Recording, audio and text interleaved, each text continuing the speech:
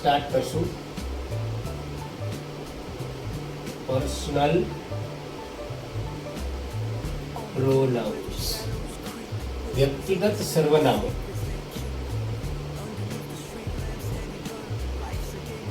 વ્યક્તિગત સર્વનામો ઇંગ્લિશ શીખવા માટેનું પહેલું સ્ટેપ આ છે. જો આ આવડશે તો જ તમને બધું આવડશે. તો આપણે પહેલા ફર્સ્ટ ઓફ ઓલ લઈશું સબ્જેક્ટ, સબ્જેક્ટિવ પ્રોનાઉન. તો સબ્જેક્ટ્સ કયા કયા છે?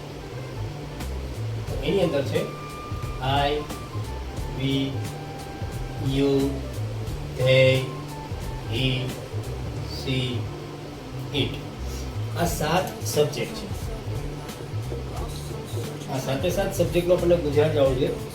આખા ઇંગ્લિશમાં તમે ટોટલી વસ્તુ જોશો તો તમને આ 7 સબ્જેક્ટ જોવા મળશે. જેમ કે આઈ, we, you, they, C, it છે. આઈનું ગુજરાતી થશે હું, વી એટલે અમે, યુ એટલે તું કે તમે. આપણે સામેવાળા વ્યક્તિને આપણાથી નાનો છે, એજમાં આપણાથી યંગર છે તો આપણે એને તું પણ કહેશું. આપણાથી મોટા છે તો એને તમે કહેશું. ઓકે. અને પ્લુરલ હોય બહુવચનમાં, ઘણા બધા લોકો સામે ઊભા છે તો આપણે એને યુ આર ટીચર્સ, તમે શિક્ષકો છો. અને એક હોય તો પણ આપણે કહેશું you are a teacher. Okay. તો સિંગ્યુલર પ્લુરલ બંને માટે યુ યુઝ થશે. ધે એટલે તેઓ, હી એટલે તે, શી મીન્સ તેણી, ઈટ એટલે તે. હવે આ હી છે એ પુરુષવાચક નામ છે, સી છે એ સ્ત્રીવાચક નામ છે, અને ઈટ છે એ નાન્યતર મીન્સ મેસ્ક્યુલાઇન, ફેમાઇનાઇન અને ન્યુટર જેન્ડર. એના માટે આ યુઝ થાય છે. આટલી વસ્તુ પહેલાં ફર્સ્ટ ઓફ ઓલ તમારે યાદ રાખવાની રહેશે. આ 7 સબ્જેક્ટ્સ. Than comes objects. કયા કયા objects? Me, us, you, them, him, Har, it. આ 7 ઓબ્જેક્ટ્સ છે. મીનું મતલબ થશે મને, અમને, તને કે તમને. ધેમ એટલે તેઓને, હિમ એટલે તેને, હર એટલે તેણીને, અને ઈટ એટલે તેને. Okay. Me, us, you, them, him, Har, it લાઈનમાં છે. આઈ હોય સબ્જેક્ટ તો એનો ઓબ્જેક્ટ મી થાય. I, me, we, us, you, they, them, he, him, she, her, it, it. Okay. હવે આવે છે પોઝેસિવ.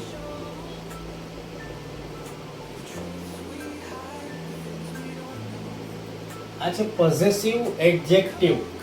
હવે એડજેક્ટિવ શું કામ કહેવાય એ બધું આના પછી આપણે જ્યારે એડજેક્ટિવ્સ આવશે ત્યારે ડીપમાં એના વિશે લર્ન કરશું.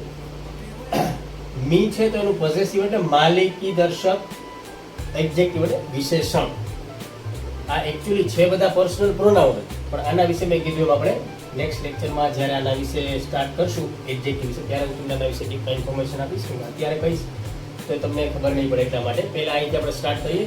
મી છે તો એનું માલિકી દર્શક માય શબ્દ છે. અસ છે તો એનું અવર થશે. યુનું યોર થશે. ધેમ છે તો એનું ધેર થશે. હિમ છે તો એનું હિસ અને હર, અને અહીંયા ઇટ્સ. તો અહીંયા માયનો મતલબ થશે મારું, અમારું, તારું કે તમારું. ધેર એટલે તેઓનું, હિસ તેનું, હર તેણીનું, ઇટ્સ એટલે તેનું. તો આ છે સબ્જેક્ટિવ પ્રોનાઉન છે, ઓબ્જેક્ટિવ પ્રોનાઉન છે, પોઝેસિવ એડજેક્ટિવ્સ છે. હજી આના પછીના 2 બાકી છે. આગળ આના ઇરેઝ કરીને પછી હું કરાવીશ. તો યાદ રાખજો 7 સબ્જેક્ટ છે, એના જ 7 ઓબ્જેક્ટ છે, એના જ 7 પોઝેસિવ એડજેક્ટિવ છે. My, our, your, their, his, her, it's.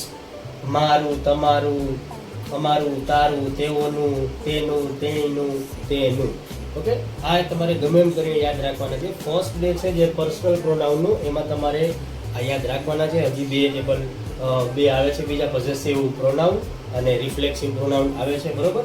આ એક વખત જોઈ લો પાછા, પછી આપણે આગળ સ્ટાર્ટ કરીએ. ઓકે. તો હવે છે એમના પોઝેસિવ પ્રોનાઉન. જે ફર્સ્ટ, સેકન્ડ અને થર્ડ હતું ને, એમાં હવે આ 4th નંબર છે પોઝેસિવ પ્રોનાઉન. આને કહેવાય માલિકી દર્શક સર્વનામ. પહેલું જે હતું ને પોઝેસિવ એડજેક્ટિવના જેવું જ છે, બટ અહીંયા શું આવશે? Mine, hours, yours, theirs, his, hers અને ઇટ્સ. આ બધાનું ગુજરાતી થર્ડ કોલમમાં જે લખેલું હતું પોસેસિવ એડજેક્ટિવ એના જેવું જ છે. માઇન એટલે મારું, અવર એટલે અમારું, યોર એટલે તારું કે તમારું, ધેર્સ એટલે તેઓનું, ઈસ એટલે તેનું, હર્ષ એટલે તેણીનું અને ઇટ્સ એટલે તેનું. તો આમાં એમાં કંઈ ડિફરન્સ નથી, પણ હું આ તમને સેન્ટેન્સ આપીશ એટલે તમને સમજાઈ જશે કે પહેલું જે થર્ડ કોલમ હતું અને આ ફોર્થ કોલમ એ બંનેમાં ડિફરન્સ શું છે, સેન્ટેન્સમાં કેવી રીતે યુઝ થાય એ આના પછી હું તમને કહું. હવે બાકી છે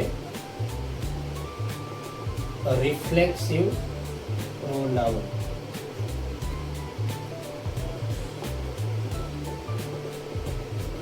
અને એમ્ફેસાઇઝિંગ પ્રોનાઉન પણ કહી શકાય. રિફ્લેક્સિવ પ્રોનાઉન, એમ્ફેસાઇઝિંગ પ્રોનાઉન. રિફ્લેક્સિવ મતલબ કેવું?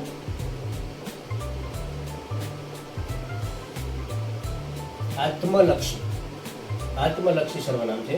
તો અહીંયા માઇન્ડ છે તો એને આપણે કરશું માય સેલ્ફ. અવરનું અવર સેલ્ફ. યોર છે તો એનું બે થશે, યોર સેલ્ફ અને સેલ્ફ. સિંગ્યુલર માટે યોર સેલ્ફ અને પ્લુરલ માટે યોર સેલ્ફ્સ. ધેર છે તો કરશું themselves, himself, herself, itself. આ બધાના ગુજરાતી હોય. માય સેલ્ફ મારી જાતે, અવર સેલ્ફ્સ અમારી જાતે, યોર સેલ્ફ્સ તારી જાતે, યોર સેલ્ફ્સ તમારી જાતે, તમારી જાતે. themselves તેઓની જાતે, himself તેની જાતે, herself તેણીની જાતે, itself તેની જાતે. મેસ્ક્યુલિન માટે, ફેમિનિન માટે અને ન્યુટ્રલ માટે. ઓકે, અહીંયા યોર સેલ્ફ સિંગ્યુલર છે, યોર સેલ્ફ પ્લુરલ છે. સિંગ્યુલર મીન્સ એક વચન, પ્લુરલ મીન્સ બહુવચન. એમ હોય કે તું તારી જાતે આ કામ કર, તો તારી જાતે મીન્સ યોર સેલ્ફ. આ કામ તમે તમારી જાતે કરો. વધારે સ્ટુડન્ટ્સ હોય આપણે કહેતા હોય ત્યારે કહેવાનું કે you do this work your self. Okay, એવી રીતે હું મારું કામ મારી જાતે કરું છું, I do my work my self. એવી રીતના એક્ઝામ્પલ લેવાના છે. ઓકે, હવે આજે થર્ડ કોલમ છે પોઝેસિવ પ્રોનાઉન અને પેલો પોઝેસિવ એડજેક્ટિવ જે આની પહેલા લીધો હતો, એ બંને સાથે લઈ એના ડિફરન્સ શું છે એ તમને આ રિવ્યુમાં હું સમજાવીશ.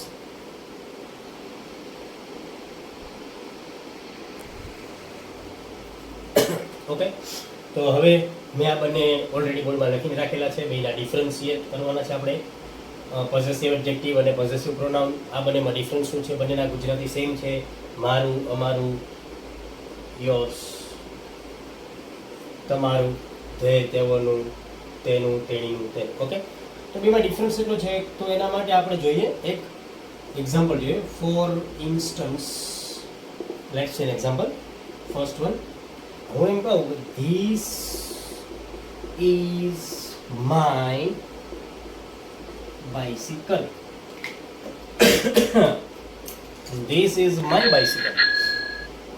આ મારી સાયકલ છે. Okay, done. This is my bicycle. Next, this bicycle is mine. આ સાયકલ મારી છે. અહીંયા શું કીધું? This is my bicycle. આ મારી સાયકલ છે અને આ સાયકલ મારી છે. આટલો જ ફેર છે, બાકી કંઈ ફેર છે નહીં. હવે તમે જોઈ શકો છો કે સાયકલ કોની, તો કે મારી. તો નામના અર્થમાં વધારો કરે એને આપણે વિશેષણ કહીએ છીએ. આ બધું આપણે ડીપમાં જોશું જ્યારે એડજેક્ટિવ ને બધું ચાલશે ને ત્યારે પાર્ટ્સ ઓફ સ્પીચમાં. પણ અત્યારે ખાલી એટલું જોઈ લે કે અહીંયા માય બાઇસિકલ છે એટલે મારી સાયકલ, અહીંયા છે ધીસ બાઇસિકલ એટલે આ સાયકલ. આટલો ડિફરન્સ ખાલી છે. તો યાદ રાખો કે માઇન ક્યારે યુઝ કરવાનું? જ્યારે લાસ્ટમાં એકલું આવે ત્યારે માઇન. તો સેમ મિત્રો આના ઉપરથી તમે અવર અને અવર્સનો યુઝ કરી શકો છો. જેમ કે સાયકલો હોય ઘણી બધી, બરોબર? તો એનું આપણે પ્લુરલ કરવાનું તમારી જાતે બનાવી શકો છો કે અહીંયા ધીઝ આર અવર બાઇસિકલ્સ, તો અહીંયા થઈ જશે ધીઝ બાઇસિકલ્સ આર અવર્સ. એનું પણ તમને હું એક્ઝામ્પલ આપી જ દઉં. This are our bicycle. This bicycle is ours. Just a minute. Okay. These are our bicycles. These bicycles. Sorry. These bicycles are ours. તો અહીંયા શું છે? These are our bicycles. Same આની જેમ જ અવર બાઇસિકલ અને અહીંયા ધીસ બાઇસિકલ્સ. આ જ ખાલી યુઝ છે અવર અને અવર્સનો, યોર અને યોર્સનો. તો હવે યોર મૂકવું હોય તો આપણે શું કહી શકીએ? એક જ બાઇસિકલ હોય, એક જ પર્સન છે, તો આપણે કહી શકીએ કે this is your bicycle, this bicycle is yours. તો લાસ્ટમાં હોય ત્યારે યોર્સ. મિત્રો આ કોમ્પિટિટિવ એક્ઝામમાં આવું પૂછાઈ શકે છે, કારણ કે બ્લેન્ક્સમાં એક માર્કમાં મેં આવું જોયેલું છે કે કોઈ મારા એક ફ્રેન્ડે વાત કરેલી કે આ રીતનું હતું, તો આમાં આન્સર શું આવશે? તો મેં એને ત્યારે આ જ વાત કરેલી હતી કે જો નાઉનની આગળ, નાઉન એટલે નામ, નામની આગળ હોય તો એને માં યુઝ કરવાનું. અને નાઉન આગળ આવી ગયું છે, ધીસ બાઇસિકલ છે, બરોબર. અહીંયા ધીસ છે એ એડજેક્ટિવ છે અને અહીંયા માઇન છે ને એ પ્રોનાઉન છે. પ્રોનાઉન એટલે શું? નામને બદલે વપરાય એટલે પ્રોનાઉન કહેવાય. That's all. આ રીતે તો બાકીના બધા વર્ડ્સ છે એ તમારે આવી રીતે કોઈ પણ વર્ડ છે બાઇસિકલ, તો એની જગ્યાએ તમે પેનનો યુઝ કરી શકો છો, બરોબર, ઘાટનો યુઝ કરી શકો છો. અને આવા બાકીના સેન્ટેન્સીસ તમારે જાતે ફ્રેમ કરવાના છે, બસ આ જ રીતે. ઓકે. તો આ હતું પ્રોનાઉન વિશેનું પોઝેસિવ એડજેક્ટિવ અને પોઝેસિવ પ્રોનાઉન વિશેનું તફાવત. હવે હજી એક તફાવત છે, એ હું તમને કરાવું. તો આમાં યુ એટલે તું અને તમે, યુ એટલે તું અને તમે, સોરી, અહીંયા યુ એટલે તને, તમને, અને અહીંયા છે તેને. તો આ બેનો ડિફરન્સ શું છે એ આપણે જોઈએ કે આઈ સો યુ યસ્ટરડે, મેં તને ગઈકાલે જોયો હતો. તો આ યુ કયું છે? સબ્જેક્ટ વાળું છે કે ઓબ્જેક્ટ વાળું? તો કે આ છે, કારણ કે ઓબ્જેક્ટના સ્થાને છે. જે આપણે આગળ વાક્ય રચના શીખ્યું ને ગ્રામરની, એમાં આ સબ્જેક્ટ છે, આ વર્બ છે, આ ઓબ્જેક્ટ છે અને આ અધર વર્ડ છે. તો યુ ઓબ્જેક્ટ છે, એટલા માટે અહીંયા આવ્યું. હવે આપણે સેકન્ડ લઈએ કે યુ વર્કડ નાઇસલી, તે સારી રીતે કામ કર્યું. તો અહીંયા યુ છે એ સબ્જેક્ટના પ્લેસ ઉપર છે, આ વર્બ છે અને આ એડવર્બ છે, એટલે અધર વર્ડ તરીકે એડવર્બ આવેલું છે. યુ વર્કડ નાઇસલી, તો અહીંયા યુ છે એ કર્તા તરીકે આવેલું છે. તો આ ડિફરન્સ તમારે સમજવાનો છે કે અહીંયા સેન્ટેન્સમાં યુ જો વર્બ પછી હોય તો એ કર્મ છે, અને વર્બની પહેલા હોય તો એ સબ્જેક્ટ છે. સેમ એવી રીતે ઈટ. તો હું કહું કે ભાઈ આઈ ગેવ ઈટ, મેં તે આપ્યું. કોઈ વસ્તુ હશે, બરોબર. તો આપણે માનો કે સપોઝ પેન છે, તેના માટે ઈટ વર્ડ યુઝ કર્યું કે આઈ ગેવ ઇટ, મેં આપી છે તે. તો અહીંયા તે છે એ, સોરી, અહીંયા આ છે તે. તો એ શું છે? અહીંયા ઓબ્જેક્ટના પ્લેસ ઉપર છે. ઓકે. હવે આ ઈટનું લઈએ તો એમાં આપણે કહી શકીએ it is, it is a dog, કોઈ બી લઈ શકાય છે ને. ઈટ ઇઝ અ ડોગ, તો અહીંયા ઈટ છે એ સબ્જેક્ટ તરીકે આવેલું છે, અહીંયા ઈટ છે એ ઓબ્જેક્ટ તરીકે આવેલું છે. એટલે વર્બ પછી હોય યુ તો ઓબ્જેક્ટ, વર્બ પછી હોય ઈટ તો એ ઓબ્જેક્ટ, વર્બની પહેલા સબ્જેક્ટના પ્લેસ ઉપર, વર્બની પહેલા સબ્જેક્ટના પ્લેસ ઉપર, અહીંયા તો એ યુ સબ્જેક્ટ છે, અને જો અહીંયા વર્બ પછી હોય તો એ ઓબ્જેક્ટ છે. તો આ હતી પ્રોનાઉન વિશેની બધી ઇન્ફોર્મેશન.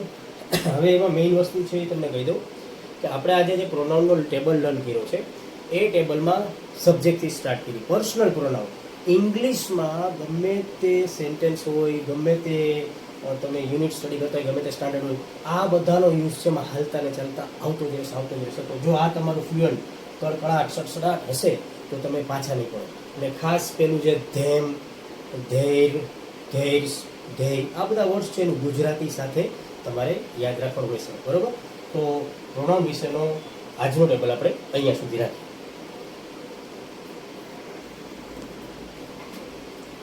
તો આજે આપેલી પર્સનલ પ્રોનાઉન વિશેની ઇન્ફોર્મેશન તમને જો સારી લાગે ગમી હોય તો મારા વિડીયો લાઈક કરજો, શેર કરજો અને સબસ્ક્રાઈબ કરજો. અને હા, બેલ આઇકન દબાવવાનું ભૂલતા નહીં, કારણ કે આના પછીનો નેક્સ્ટ જે વિડીયોઝ છે હું બનાવીશ એ તમને મળતો રહે.